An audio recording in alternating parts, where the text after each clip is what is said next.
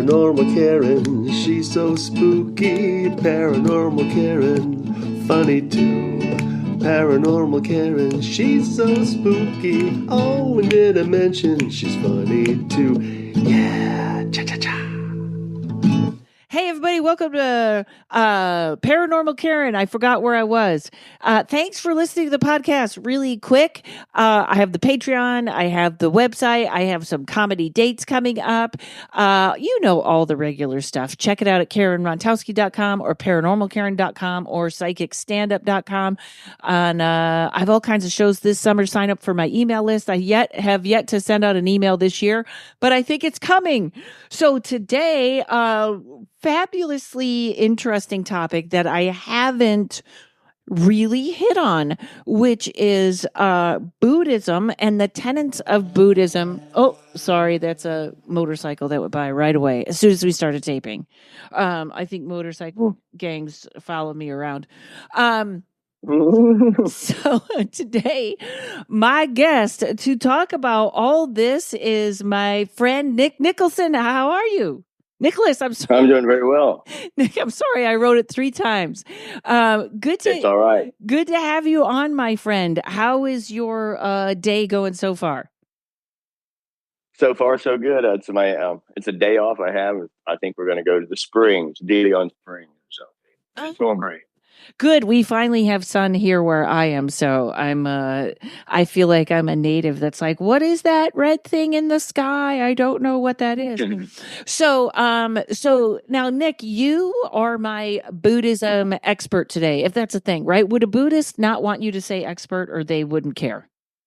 I don't think they would. Buddhist wouldn't get attached to any label, and as long as it was a working definition for something that was a benefit to someone, a Buddhist would be just fine with that. And the Buddhist is a kind of a broad term. We can narrow it down, but I mean, for today, I guess if we're going to just look at the Four Noble Truths and kind of like how we can point those out in our lives, and my life in particular, my life path. And maybe it might be a little less traditional view of Buddhism, but we are in the West, so you have to kind of. Yes, and I love this. Excuse me, I'm still a little coughing under the weather. You are absolutely right, because I know a lot of people that are Buddhists, but I don't know that much about it. So I love this. All right, let's start out with you said the 4 truths, right? Yeah, the 4 noble truths of Buddhism, and essentially, it is very practical. Buddhism is real kind of like. Well, let's try it out. If it doesn't work, we'll test it like gold. And if the gold ain't good, we're not going to keep it, and we'll move on from there. So, like a Buddhist quote unquote faith life might be like, okay, I'm going to implement this instruction. If it works, I'm going to implement the next instruction and build on that. And I kind of I approached it to where I did things like that. If I would meditate, and I would cultivate mindfulness, awareness, and compassion. Oops! Hold on one second. And then go about my day and look for. Hey, everybody! I paused that for a second because, like an idiot, I didn't have my cellular on. I had on my Wi-Fi, which is terrible. And so you got a little garbled there, Nick. So you said you would start your day meditating on compassion and. Well, yeah, and like basically when I started my meditation practice, it was in a reaction to losing a lot of things in my life, losing people, losing the ability to go places, and losing a lot of things. And I thought, well, okay, what cannot be taken from me to the best of my knowledge? And it was my mind. So I started working with my mind. And how I did that was I engaged some students of Buddhism, Chogyam Trungpa Rinpoches, and they taught me how to work by my breath. And so I did that daily, and I would engage mindfulness, and expand that to kind of open awareness. And then after I got that kind of stability down, I would cultivate compassion by doing different meditations on compassion, taking in the pain of others and giving health or giving back, in visualization, giving back, compassionate action and things like that. So that's kind of how I approach life, just like that. Kind of be in the present, be willing to help, don't bring any baggage to the present moment, the best of my ability, and meet everyone exactly where they are. So that's kind of been my. Okay. Yes. I kind of, so mindfulness, which is really that step of just being present. That's the biggest thing, right? Right. So how I engage mindfulness is, okay, so let's say we're doing breath work, a little bit of breath work. I take my seat and I try to do it with, kind of some regalness and nobility, because I'm going to set my intention to cultivate mindfulness, let's say. And I'm going to take my seat. I'm going to focus my attention on my lower abdomen. I'm going to watch my lower abdomen go in and out. And I'm going to count those breaths, Mm-hmm. and then once I can make it to 10, and then I'll maybe add something else. Then I'll just only focus on the out breath. So I'll focus my attention only on the out breath, and then I go from mindfulness, and it's the baby step towards awareness, because mindfulness is being able to focus my attention on my breathing, and awareness is kind of exploring the gap. And when by exploring the gaps, I go from mindfulness to awareness. Mindfulness is kind of, for me, it's like it's precision, and awareness is panoramic. And when I bring the discipline of mindfulness in, then things can open up for me in my awareness. And when that happens, then I have engaged, I think, the basic fundamentals of how I operate within a personal space of wisdom, and a universal space of wisdom as well. And then after I do that, and then I throw compassion meditations on that, like Tonglen.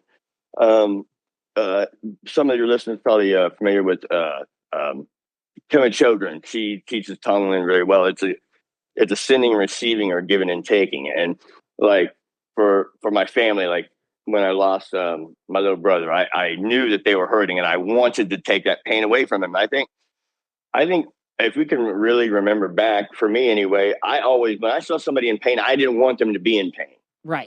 Right. And what I did, I cultivated that. So when I was in pain, I would say, may I be the only one that has to feel this pain. And then I'd visualize some people that might be in similar circumstance and breathe in that pain, ventilate it from a place of wisdom and compassion, and send it back out as positive energy. Okay, so hold on one second. So you were sort of doing this almost like alchemy, like I'm changing that energy of pain into love and sending it back out to the universe. Absolutely, and take that a step further. Absolutely, it's all chemical alchemy. I mean, it's all spiritual alchemy, which affects your physical environment.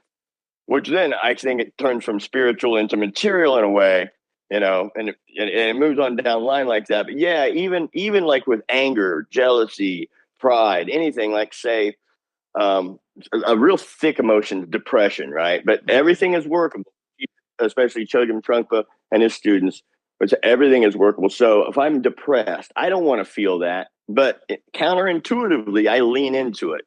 I drop the narrative, the stories I tell myself of past, probably half truths in the future that's not just fantasy, and lean into that emotion and drop the narrative. I feel it, don't feed it, unhook the storyline, and experience directly the emotional tone, where it's at in my body. Don't make any stories about it, and rest there as long as I can with bare attention.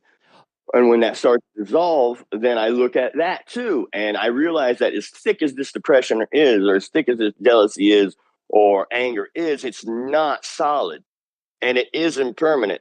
And the very impermanence that caused me grief in the idea of life is suffering is also the impermanence that brings me into a state of awareness that it's all for the good, not good versus bad, but good in, perfect as it is. There's nothing I can do to any of these moments to make them, I mean, from a non-dualistic view, it's all.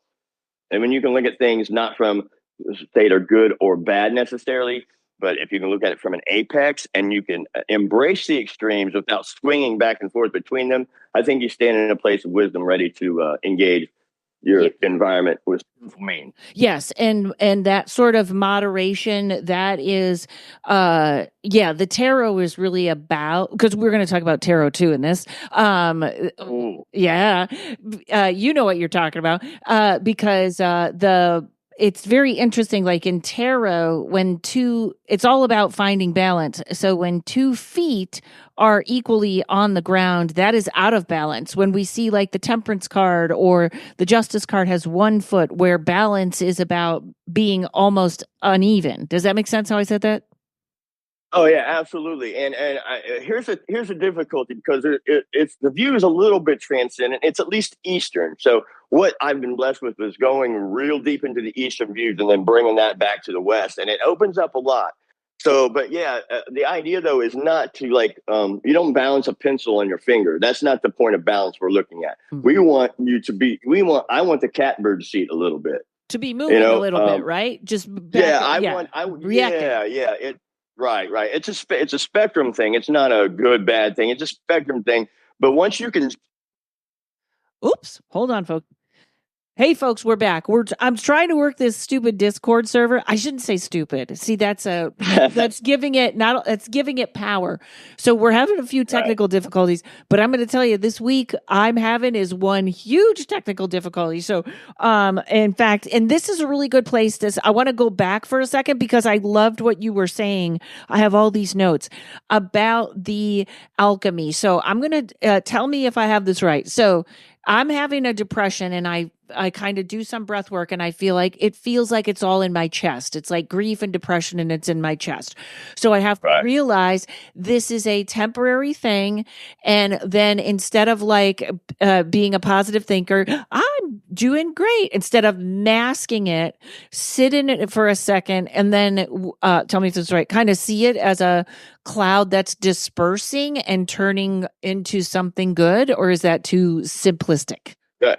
Well, actually, I'll take you from the beginning. How I do it is I look at it direct. I'm like, first of all, to thine own self be true, as Shakespeare and AA say.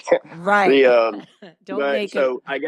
I look inward and I see what's there. Okay, it doesn't matter. It's because I'm not coming with a good or bad judgment. I'm just discerning what is there, right? And a good doctor will say, okay, what's the cause of what is, it's kind of like the suffering and what's the cause of suffering? What's there?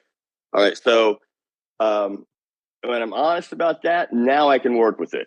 Like I can't say that, oh, I'm not depressed. It's just a little sadness, and it's probably because I had too much coffee and all that shit. Mm-hmm. That's you're not trying to explain it away. We're just gonna look at it and see if it squirms. I just want to say I love that the way you said it because don't explain it because there's so much. In manifesting in positive thought, there is such a wrong road to go down that is just like, yeah. So go ahead. Okay. So you don't explain it. You just look at it. Right. The idea, you're not a narrator. You're not even trying to listen to the narrator. You're trying to say, hey, narrator, when thoughts come, you label it as thinking and as neutral as you can and return your attention at first to the breathing, right? But then to the emotion or the feeling of depression or whatever emotion you're working with. And you label the thoughts thinking as they come. It doesn't matter what they are, about the past or about the laundry list. It doesn't matter. It's all neutral. Label it thinking, return your attention to the depression. Now, what's likely to happen is my ego is going to fight the separation between narrator or narrative and underlying energy. Well, that energy, like your mind tries to place a definition or get itself around what that energy might be. And my goal is to just rest in that energy. And there's where the alchemy comes in. That's when I can do that. And it is work because what's a heavy emotion, you gotta disconnect and come back. Disconnect. It's work. Yeah, and you're always trying to escape these emotions. So to sit in it is hard. Right. It's very difficult. And Pema Chodron would call it the wisdom of no escape. You can't kick the can down the road. If I'm being a certain way and it's causing me a certain kind of pain, and if I keep kicking that can down the road, nothing's going to change. Nothing changes, as the old saying goes. Mm-hmm. But really, all that's kind of high-minded. All I'm doing is looking at the pain, and then I'm not going to take it personally. When I start looking at it as a function of being a human, I don't have to take that personally. Okay. It's pain or suffering is not an affront to my being. It's part of me. It's not separate than me. So I have to work with it just like I do my joy, Mm-hmm. And another way of a quick way to alchemy is something called sympathetic joy, right? It's really, we can kind of like, maybe we can relate to it best in sports. If anybody, like their team wins and they're happy with the whole city of, Kansas City or whatever, that's a sympathetic type of joy. But it's harder, like when we're in a work environment and somebody that we don't really like or don't know, and they have a good thing happen to them. If I can connect to that joy and reflect that joy, it kind of like expands it because it's very easier to be, and it's a way to be positive and keep it to yourself a little bit. You know what I mean? Yes, and also I just want to that stuff in the beginning is really it's all about not being a victim, right? That is blasted at us so much about being a victim, and I buy into it all the time. And that's one of the 55th Jessa sent me the 55 keys where we're going to ascension, and being a victim is the worst. So seeing it, not taking it personally, beautiful. And then, like you're saying, take joy, or instead of being jealous or being like, oh, that person gets it, try and connect with them. Yes, absolutely. Because you're certainly connecting with the other side of that. Man, that dude won $2,500. I was next in line. I could have had that ticket. Well, that's a bunch of, they call it, hating, right? Mm-hmm. Or whatever. But if I can approach that with, oh man, he won. His life's going to change for the better. I really do care about, the random human being and the great things that could happen. What can they do with that money? I don't know that person. If I'm going to create stories, I don't, then why do they have to be shitty ones? First of all, and second of all, I don't have to create any stories because the joy they're experiencing in my presence is real, authentic, on the spot, and in the moment. I can work with that from a real, authentic, on the spot, and in the moment place. So after I get my fundamentals down of discipline, compassion, and then bringing that to the world is kind of how I operate. So also you, so you're creating more joy by tapping into I have to tell you this really quick. I watched a really great near-death experience video, and what the woman, I liked it because it had something different added in, and the woman saw her life in front of her, and she thought she was doing the right thing by not saying it when there was this other coworker that wasn't really doing her job. And she thought she was better than everyone else because she didn't gossip and she kept it to herself. And she realized that even the bad thoughts she was harboring were not only doing the same amount of damage, but then she was kind of shown where this woman came from and why she was like that. And she started to think, wow, I can't believe this woman shows up for work at all after how hard her life was. So yeah. It's kind of the same thing. Like you want to make sure you're tapping into that positive thing. Right. Awesome. Okay, let's take a break. We'll be right back in 1 second. Hi, I'm Becca. I'm an energy healer. In a session, I use intuition and conversation to help people remove blocks and allow healing of all kinds to happen. I help people with things like relationships, making sense of their awakening process, or beginning to heal a chronic illness. My favorite thing to do is help people remember who they are. I also do intuitive nutritional counseling, which combines my experience as a nutritional therapy practitioner with my intuition to help you heal your energy related to food. I do sessions over the phone or on Zoom. If you go to my website and feel a little buzz of resonance, I know a session will be beneficial. Check it out by going to regenerativelife.farm.com and click on the Energy Healing tab, because I'm also a regenerative farmer.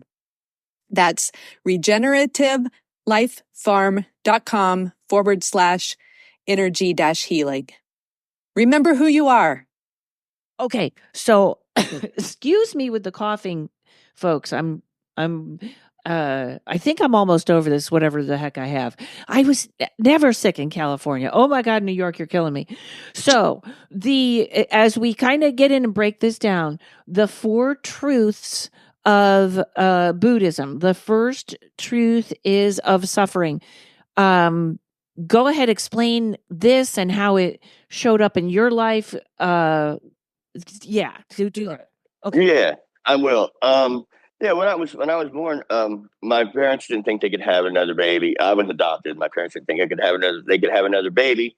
And 3 years later, my little brother was born, their miracle baby, right? Mm. Well, uh, as we were growing up, about 3 years later, tragedy struck and they lost him. Mm. He died, and from that moment on, I saw a lot of rock solid adults kind of crumble a little bit. And I was only six, so, or I was nine. I was nine, and so I was like taking all this in, and then all the big questions started coming at a very early age about what is this, and I started having what the Zen guys call kinsho or openings. I was started like meditating. I didn't know that's what it was called. I started meditating, and I would come to points to where there were no real thoughts, and there was just direct experience of something, and I would get little flashes of insight. I mean, I didn't know what that was at the time, but it was definitely meditation. And what's weird about kind of some forms of meditation is they feel like dissociativeness.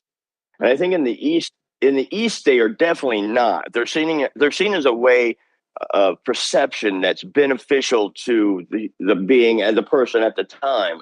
And then they go back and look at those openings again. Well, anyway, after that, I started having outer body experiences. And these things, I didn't know anything about psychology or psychiatry, but I didn't know a lot about, Southern Indiana spirituality. And this stuff was scary.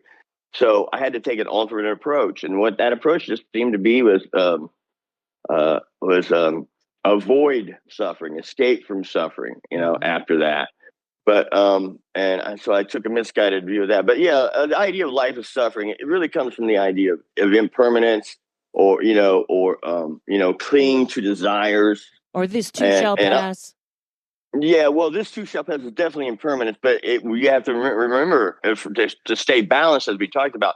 This too shall pass also includes the happiest day of your life, their first kiss, when the day you get married, the day your first, all that passes too. And so the idea is not to cling on to it like it's solid, but to be there fully present for it, open up to it, as Trungpa Rinpoche would say, with an open, broken heart. And miracles happen, So, in other words, trying not to be happy all the time.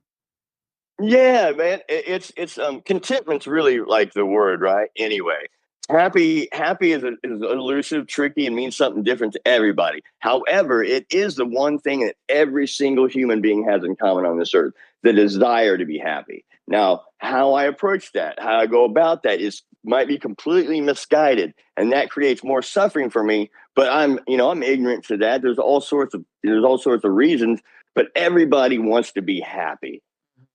And that's how I connect to another human being on a very basic level. Whatever you're doing in front of me, I know it's out of the desire to be happy, to find satisfaction. And that's not how this thing works. The satisfaction is just a song by the Rolling Stones. It's not a state of being very often, Yes. And even, and I mean this in not a facetious way, even if someone is trying to do something mean to you or get back at you, they are kind of doing it from a place of thinking that will make them happy, even though it won't. Oh, absolutely. Yeah. Absolutely. And then the Tibetans would say, this dude that's coming at me with some ill intent is my perfect guru, because the adversary, the quote unquote obstacles on the path are the path. Without those obstacles, there's no such thing as path. I hate the perfect guru. I hate those people. I know, right? And that's funny. That's the trickster energy. That's that trickster energy. That's the the thing that, of course, we don't like that, but we also don't want a Pollyannish guru, because that's really not going to get you anywhere, But our environment, and this is Jesse Reed kind of like brought this teaching into full effect for me. The idea of the age of no guru, and the idea of there not being the Hierophant, as we talked about in tarot, that kind of breaking down, that kind of meaning something different, Yeah. And it took me a long time because of my Tibetan leaning backgrounds, or even Zen backgrounds, because you have a lot of interaction with that teacher. but they all have been pointing to the same thing, which is I'm just pointing at the moon. Don't look at my finger. Look at the moon, right? Mm-hmm.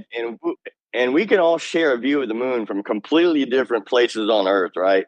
And both feel the reality of how that moon touches us, on a very human level. Well, you know what? And oh, I'm sorry. Go ahead. no, that's all right. I'm good. It's funny because I do believe we are in the falling of the whatever the spiritual person is that is supposed to be quote unquote above us. Like I just it always made me uncomfortable, and I know even talking the Dalai Lama, like what he did wasn't. It was an Indian tradition, but something about being worshipped, it really bugs me, because really you can learn from anyone, right? A little kid can say the right thing and you can learn from them. Right. Yeah, well, absolutely. But that takes a person first of all, you have to remain teachable. That's a big leap for a lot of people to actually, and being honest about whether you're remaining teachable or not. You have to be open to that. Of course, the child out of the mouths of babes, right? But you have to have ears to hear. So if I don't have eyes to see, ears to hear, etc., it doesn't matter. I could have the Dalai Lama over here, and I could have a toddler over here, and I'm not going to get anything from either one of them. Yeah, that's like comedy. Yes, if people walk in and they're like, women aren't funny, then you're not gonna win them over. They've already they're not open to comedy, like not open to learning. Yeah, and actually, I was thinking about the Dalai Lama situation before we got this call, but I'm just not going to hang out for the Dalai Lama being Me Too'd because it's a slow news day on the internet. It's not his intention. I promise you, was counter to anything anybody's trying to accuse him of, or whatever. Yeah, I don't think that was a kid thing. I do think he's been really he's been really misogynistic to women. He said that they're. Oh, he probably. Yeah, he's a jerk. But anyways, yeah. Well, I developed my approach from the Kagyu lineage. But anyway, I think that as far as the patriarchal stuff goes, obviously the systematic issues in all the systems we're dealing with. Mm-hmm. And it takes, I think that how we're going to be able to deal with those things is on a personal and local level. I hate to sound too like libertarian here, but if I can engage my surroundings to the best of my ability, and stay on that, I everything kind of will happen in a way that it's not supposed to happen, but in a way that's going to be interesting and beneficial to more people than had I just taken a party line and done this or that. Because I think that really, because consensus reality breaks down quite a bit with the more kind of fractured society is with different sorts of media. We're going to be left to our own devices on figuring out what are these losses, what is this spiritual thing I'm going through, what is this, what is that, on our own. There's not going to be kind of an overreaching overview of this is what my father believes, this is what they believe, and that's why I believe it. That's kind of going away now. Yes, and you're right about that. About I'm just going to reinforce something you just said with it, and then we'll get over the Dalai Lama. But you were right. I bet that thing that is an old Indian tradition that he did, probably he had done 1,000,000 times, and somebody said, "Let's get him today." Right? Maybe. Yeah, maybe. I think first of all, yeah, maybe. I'm. You know what? You're okay to disagree with that. I just feel like no, I know that. I don't know. You're right. It came out really, of nowhere. Yeah, right. It was kind of just weird. Here, I'm gonna revert back to an old teaching of the Zen teaching that I learned. Only don't know. I don't know. I don't know either side of it. I don't know.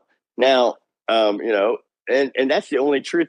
That's the real truth of the situation is we don't know. I don't really know. Right. And if I can accept that about like some very, very basic things, that opens up a lot for me. That opens up gaps. And I'm not. That's called a pivoting away from the Dalai Lama conversation. No, I'm just kidding. I'm just kidding. But that's okay. Yeah, but yeah, and I don't trust anything. Maybe this is a little paranoid, but I don't trust most authority, like whether it be Tibet China, the Congress, Us? whatever. I don't trust. I'm all of with you. I don't trust any media or grain of salt. yes, Right, yes. We're right. being And misguided.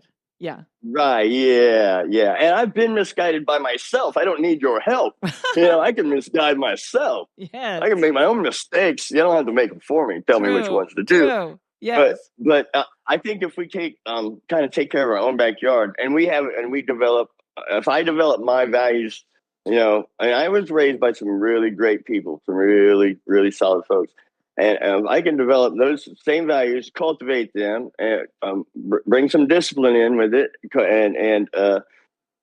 then I got a pretty good head start on things.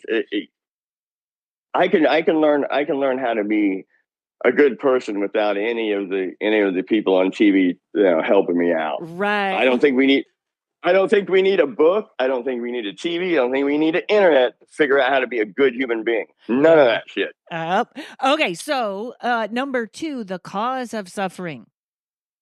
Okay. The cause of suffering is desire, right? Or clinging. Actually, it's clinging. Desire just means clinging or grasping onto something.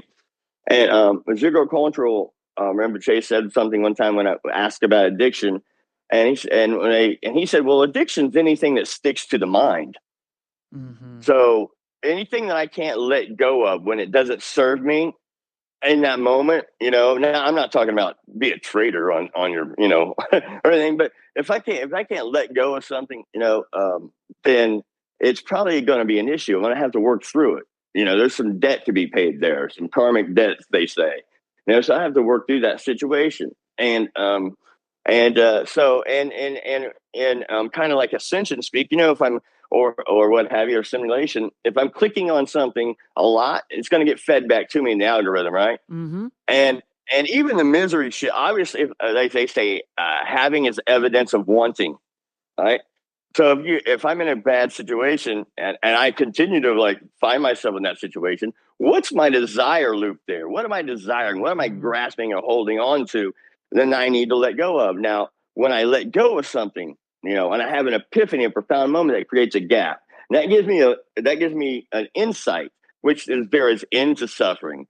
And when I'm not making shit, I'm not creating something, a story around tragedy. Like we talked about the narrator being the victim.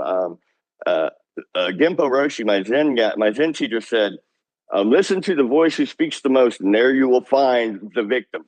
Right? The victim likes to be the narrator. So if I have a lot of inner dialogue, I have to be really careful not to buy into a voice that's really a voice that's trying to creep in there, the victim voice. And now obviously bad things happen to great people and all that, and I'm not talking about anything like that necessarily, but I become a victim of shit that I'm not a victim to is what I'm talking about. Just kind of like first world problems. Mm-hmm. I call them, stuff that I'm whining about that I'm a victim of, that just a few hundred miles south of here, those problems don't exist because those aren't problems. My problems are not real problems in the eyes of someone else. Now, I'm not saying my feelings aren't valid, etc. And I am where I am, but I have to put that into perspective, and I have to be able to release things readily and get a gap. And the Japanese or the Zen guys call that kensho, that first gap. Okay. Kensho. Now, if I cultivate that gap, and the gap can be just an experience of the space between breaths. There's a gap there, right? And when that gap expands with a little bit of thinking, those clouds, like you said, dissolve, and you get some clear air. That's the sweet spot. That's the glimpse of the kensho that you can look into and say, hey, that's a place of equanimity. That's a direct experience of something that is truly a unification, truly interbeing. When you enter into, and those gaps get big and they become expansive, and you have an enlightenment experience, it's called Daikensho. So if you and I are talking and one of us has an epiphany or a eureka moment, but that eureka moment changes our life and we go about being and doing things differently based on that, that's probably a Daikensho. That's a great opening, right? And so I think most people have openings, and most people don't realize they have openings. I'm gonna go. I'm gonna trace back on that when you're saying openings and gaps, because I want to recap something right here. So I can say I am depressed because I'm not where I want to be, and then I can feel the depression, separate it from the desire of wanting to be somewhere else, and at the same time be aware that, for an awful way of saying it, people have bigger problems than you do. Karen, does that sound right? All of that? That part right there, I would probably put it the first, the walking into it. Like I would say, okay, I would put everything into perspective coming into my depressive state. Now the depression's still there. And okay, now even though I gave myself some self-talk there, now I'm going to say, okay, I want to get rid of this depression. And in the past, what I would have done I would have drank a bottle. You know what I mean? Mm-hmm. But because of the wisdom of another state, that's not how I deal with it. I disconnect the narrative the best I can and look directly at what's going on with my body, emotionally, physically, et cetera, without judgment. And those thoughts are going to come back and try to stick to that emotional or that feeling state. And I just notice that and label it. And the more I can work with that, the bigger the gap between the emotional state and the thought coming back to it will be. Okay. And then I'll start I'll start to notice it, and then I'll start to experience it. And it's hard. I can't really talk to this too much. But when the gaps between thoughts and feelings gets pretty big, or thought to thought gets big, that space right there is special. Mm-hmm. That space right there assures me that there's something beyond small self. Okay, and that's and so when you're saying the space, it's almost like a disassociation. It's I don't want to. Yeah, I guess you're not. No, it's not a person. You're not taking anything personal. No, you're watching it from. I always say watching it out of your body, so you can right, and then. And those gaps turn into something that's called maybe drop off body and mind, or the one taste, or a direct experience of equanimity or emptiness, which is the idea that you can't. There's no way you can take this shit personally because there's no self to take it personally, and that's really where you start to look at the question, "What is this?" You start to look at the Zen koan. A life koan. What is it? What's sitting here, and why is it like the way it is? And you take that backward step and you look inward, and then based on those kinsho, those smaller openings, with bigger questions like that, with a backward step, and you start looking at it more directly, you can make the liberation from suffering be an experience you have in your life that you can cultivate and then share with others via your practices of compassion. And that's when you come to the Noble Eightfold Path, right? That's the path. So you have life is suffering, or there is suffering, right? There's a cause, and then it will cease. Now, how does it cease? And then the fourth noble truth is a Noble Eightfold Path, which it can be approached in a few different ways. The Tibetans kind of approach that path as something called the Hinayana, the Mahayana, and the Vajrayana, which is the fundamental teachings, the teaching on compassion, and the teachings of direct realization of Buddhahood in this lifetime, which would be the Vajrayana, or the indestructible vehicle, Okay. And so that's a whole can of worms, but I can. That is all right. That is all right. It's a perfect place for a break. We will be back with 3 and 4, ladies and gentlemen. Hold on. Discover Moon Mama Shop, an inspiring metaphysical enterprise rooted in Grand Rapids, Michigan. Founded by Kenzie, a gifted 5/1 projector in human design, this burgeoning business is a testament to her innate ability to read people. Specializing in Reiki, tarot, and oracle readings, Kenzie brings profound insight and healing to her clients. Certified in Holy Fire Reiki 1 and 2, Kenzie is on her journey towards mastering this transformative practice. Whether you're in Grand Rapids or beyond, experience the soothing energy of her home studio for in-person sessions, or opt for virtual sessions for the same immersive experience from the comfort of your own home. Kenzie's approach is deeply trauma-informed, drawing from her own healing journey to create a safe space for others to release energy blockages and realign their chakras. Each session includes a personalized written report detailing her findings and intuitive messages received. For those seeking guidance through tarot or oracle readings, Kenzie offers convenient email consultations, allowing you to revisit the messages over time. Explore her offerings and pricing at moonmamashop.com and stay connected on Instagram and TikTok at moonmamashop. We are back and we're ready for number 3, glimpse of liberation via opening and clarity of meditation. And I wanted to tell you, when I first learned a very way to meditate that was very directional, do this, open your chakras, blah, blah, blah, close them back up, put a symbol, da-da-da-da. And then I eventually just went to sitting and pudding is what I called it, because I would see myself just suspended in black nothingness. And there's some people that was like, oh, black isn't good, but it's just about nothingness, right?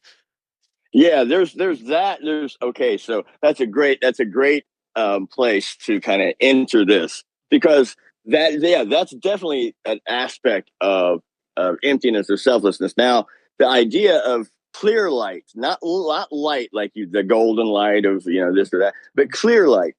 Clear light is what is a light kind of like Tibetan Buddhist or myself I'm interested in, which is that darkness infused with clear light, the emptiness infused with vivaciousness, spontaneous love and compassion, the plenum that exists in a void. There's a void is a million times more potent than you might think. It's absolute potential. And so when you sit there, you might experience something called hot boredom when you're meditating, and that's you're wiggling around. The experience is not what you think it is, but you settle into your breath and you get into that posture, and then you hit cool boredom, and that's still boredom, but you're not trying to make anything happen anymore. Now you're just observing, and that expansiveness might be what you're calling that blackness, that expansiveness. Now it's easy to get. That's the absolute, right? It's easy to get stuck there once you feel it, because that's that catbird seat. That's that knowing dissociative state. And I association is a Western term. I'm saying you're transcendent. You're from an apex. You are looking down on left and right, and not from the middle, from nowhere. That's the thing. These things, the more you speak to these gaps, the smaller the opportunity to communicate becomes. So what I would say is, meditate, count your breath, do breath work, go online, find just any basic Zen meditation or Vipassana meditation instruction, and work with it, and you will experience a place to where thinking is light at the very most. Okay. If you work with it. Okay. And those gaps come there, and those gaps come there, and if you can take those and expand those, and they become wisdom. You cultivate wisdom, So that's how it kind of happens. Okay, so when you say go online and get a meditation, is that a statement to ponder? I don't know if that is actually. You don't have to. I mean, you don't have to go online to meditate at all. Oh no, I thought you said go online and choose a meditation. You didn't say that? No. Okay. Yeah, I did. I'm just saying, if for somebody who wants to engage a practice of meditation, they could pick their particular style of Buddhism but just engage the practice. And the more you engage the practice, the more that's going to open up. And more you'll experience that in-between state, that luminous, that liminal space. Buddhism's is greatly about liminal spaces. And finding empty, finding that place in the liminal space that opens it up to being whatever it needs to be. That's the beauty of liminal space. It's an always transition. And a lot of us, like in the paranormal community or the alternative spiritual community, whether it be Ascension or alien school or conspiracy social club, whatever, we have a different way of looking at this stuff, and I think that's that's okay. I know that's right. It happens to me every 5 minutes. Yeah. Yes. Okay. So that's 3 is liberating yourself like that. Now, which is the Sun card. I don't know why I feel the need to connect all these to the tarot, but the Fool is the journey. Like you had texted me this earlier. Yes, the Fool is the journey of the yogi.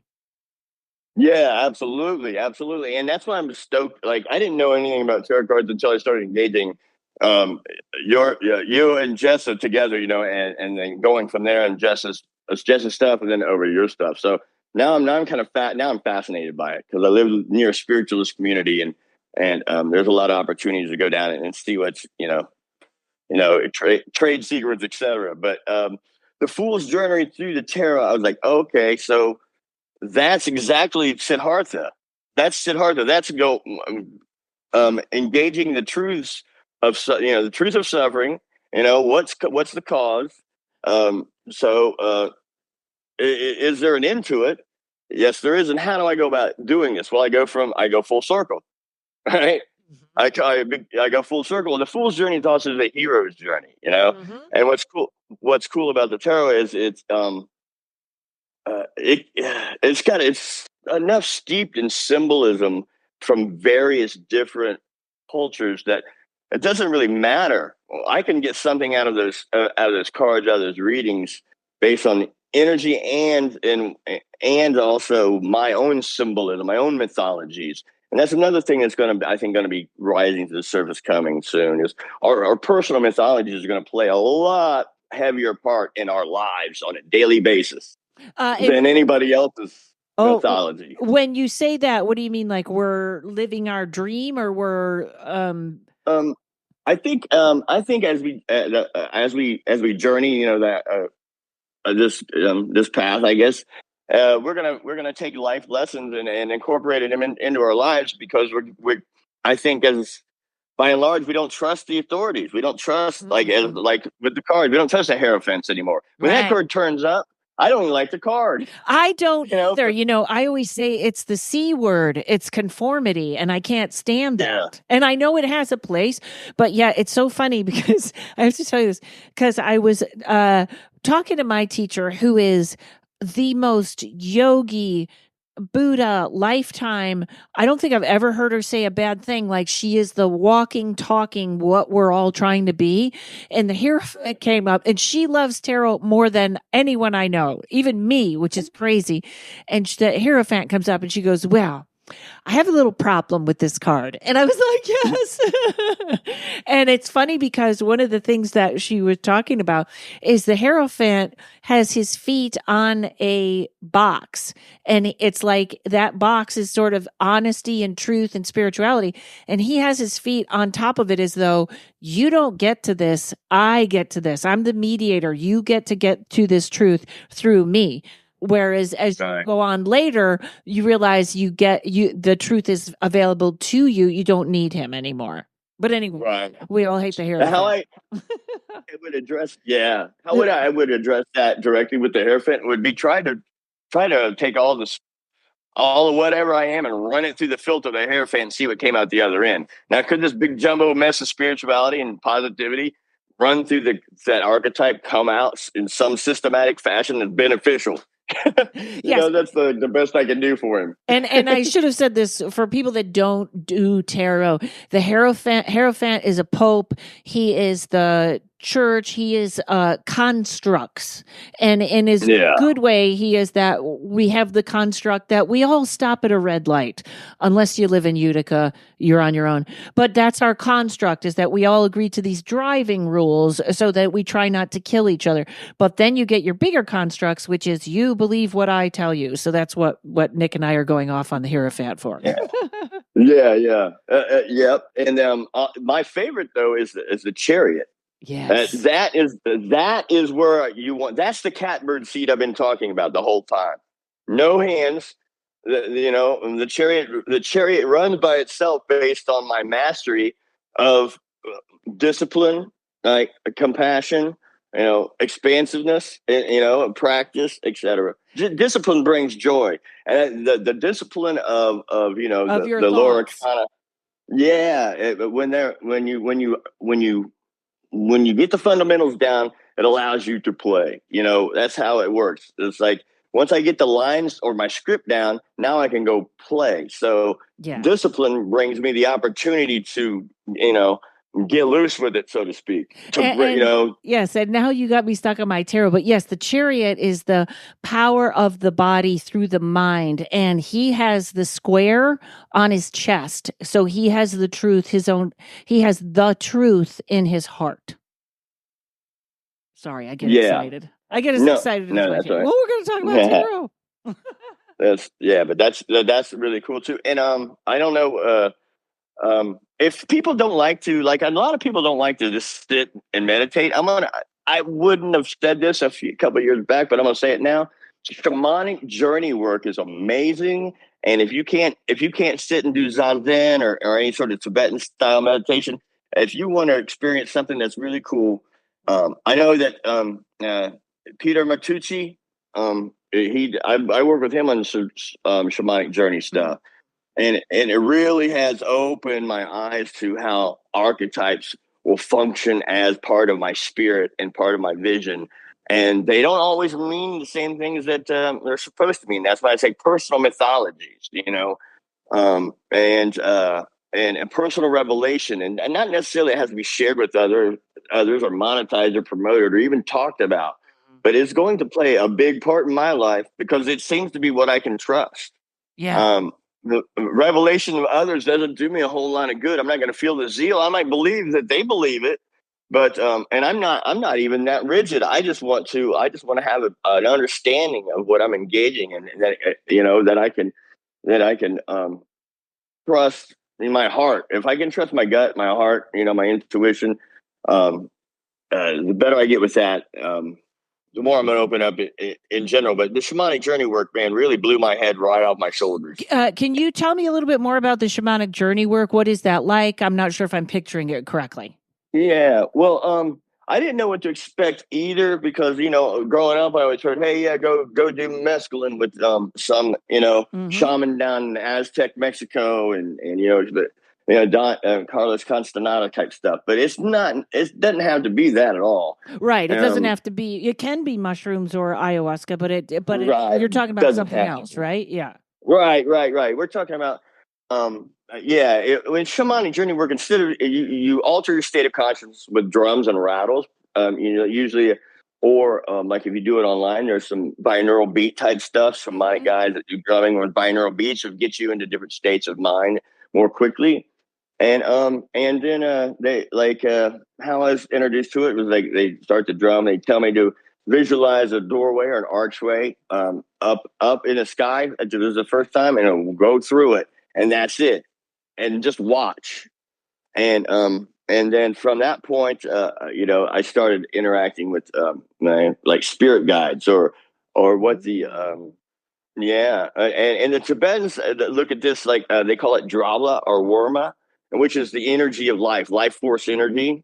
That and drala, it's kind of like the juice that's in everything, and in worma, it's kind of like when it manifests, like maybe at a spirit guide, or that and I've had some really interesting interactions with the spirit guide thing. I still have to use Pete to kind of get me to understand how to kind of who I'm talking with or who I'm interacting with or who's helping. Even though I just don't have the language for it yet to sit down by myself and say, okay, that was this particular deity or energy or angelic being or alien, That's interesting. That for me will oftentimes something very strange will show up in a tarot reading for the person I'm reading for. And it's sort of the same thing. Well, I guess that is sort of, I'm sorry, everyone. It's the first sunny day, so the motorcycles can't stop themselves, if you could still. But yeah, I that's funny because my meditation, I always used to stop and start in a hole, and then I was lifted out of the hole. So I guess it's like a weird version of the same thing. Well, that's definitely an initiate coming up out of the experience of rebirth. And there's some themes in shamanistic journey work that are recurring. But interestingly enough, the Tibetan Buddhists, the gurus are shaman. I think there's a misconception of what a guru kind of means. A shaman is a healer. A shaman is like the wisdom mind of a community. He's also the wisdom protector of the community. He is the oral tradition, passes it off to somebody he deems, quote unquote worthy, but not worthy like you can earn it, but worthy like you're crazy enough to take this mantle and move on with it. You know what I mean? Yeah, yeah. And when I say crazy, I mean crazy wisdom, crazy in the best possible way. The crazy to where you can swim in stuff that would drown other men or women. Yeah. And I think that definitely the Tibetans were that. I think definitely the Zen people were that. I think definitely Jessa Reed is that. I think she's a type of shaman. I mean, I'm not trying to. I always try to pigeonhole her, which is stupid. But anyway, she's been like that kind of influence on me, and I would say the later stage awakening or kin shows have all been as a result of the podcast communities, whether they be Sam Tripoli, you, Jessa Reed, Mark Maron, a lot of people. Right. I didn't realize that I gravitated. The higher side chats now. Yeah, higher side chats. It was all those guys, and it's really cool because I'm not like brutal right-wing conspiracy guy, but I love listening to that stuff because I'm like, yeah, well, probably, maybe, and some of it's true, and it's kind of, for me, it's a little bit like watching professional wrestling. Yes, and I agree. And also, I just got to throw this in. So many of my guests are, they have their own podcasts and you can put them in that category. So many people, it's interesting because so many people, including you, Nick, have so much to that's worth listening to, that we can learn from, that aren't, I don't know, I'm a person with a microphone. You're a guy that learned from your troubles. That's that independent, no more gurus. Maybe the person next to you has a better story that'll help you even more than the guy that's in front of the podium, right? Right. Yeah, absolutely. Absolutely. If we remain teachable, cultivate discipline. Yeah, cultivate discipline, right? Cultivate compassion and cultivate the gap, that openness, right? Then that's all we need, really. I mean, to engage with one another in a way that's meaningful for not only me and you, but somebody outside of us. The best compliments I've ever been given have been by people who I didn't really know or didn't really remember, that contacted me and say, "Hey, remember this time in like 11th grade when you did this or that?" That really meant something to me. Yes. That's funny. That's the only thing. That's the best possible compliment I could ever get. This is a funny thing. Somebody at my what is it called? Human design. There's always a character in there, and is the hermit. That's me. And also, because I am pretty solitary, and I am pretty much like this is the way I'm going. I'm going this way. I don't care where you're going. But it's funny because someone I ran into who knew me in high school described me, and I had I just remember hating everything so much. And I was like, I think I was out of the house at like 16, whatever. I was out of the house as fast as I could. I got to get out of here. And when I was done with college, I just flew off and went to Vegas. No idea what was there. Just had to get it. But she said, she said, everyone knew you, but you were the most independent person I had ever seen in my life to this day. And the more I think about that, as I think I was the hermit then too, like in a good way. I mean that. I mean it like I was shut off. I don't know what I'm talking about, but you brought up that memory that I thought she's described. I'm still the hermit in that life in high school. Nick, this has been fantastic. I know you don't really have followers or Instagrams or anything like that. But is there a place where people can find you if they want, or you're kind of going to go under the current? No, I'm in Alien School Discord. I'm on here on Discord. It'll be Nick Lee. I forget my it's like 1099, I think. Nick Lee 1099 on all these Discords. But I'm on this Discord. I'm on Jess's Discord. I'm on Sam Tripoli's Telegram. Stuff like that. But I mean, I'm always down to speak, to talk about anything to anybody at any time. Awesome. And I will hopefully right now, you and Alyssa are my Discord because I haven't opened it up and we're taping that. Oh, But, shoot. oh, I'm no, sorry. no. Thank you. No. Beta version. Oh, no. Absolutely. I do want to open it up and let people do whatever they do on it. That's a great idea. I haven't opened it up yet, but that's the next plan. I should actually do that this afternoon and send out an email or something. But this was great. Thank you so much, Nick. So it's Nicholas or Nick Lee is your and it's a King Tut type Buddha. That's Padmasambhava. There you go. I'm going to go with Nick. I see why you went with Nick Lee. Yeah. Thank you very much, my friend. This has been awesome. Hang on a second. I'm going to talk to you after I end the podcast. Alrighty. Thanks so much, everybody. I hope you've identified your feelings in the void and everything you need to know that the path is the goal, not the goal. The path is the goal. Thanks to Mike at Uno Rising Media. We will see you all next week. Paranormal Karen, she's a spooky kind of queen. Paranormal Karen.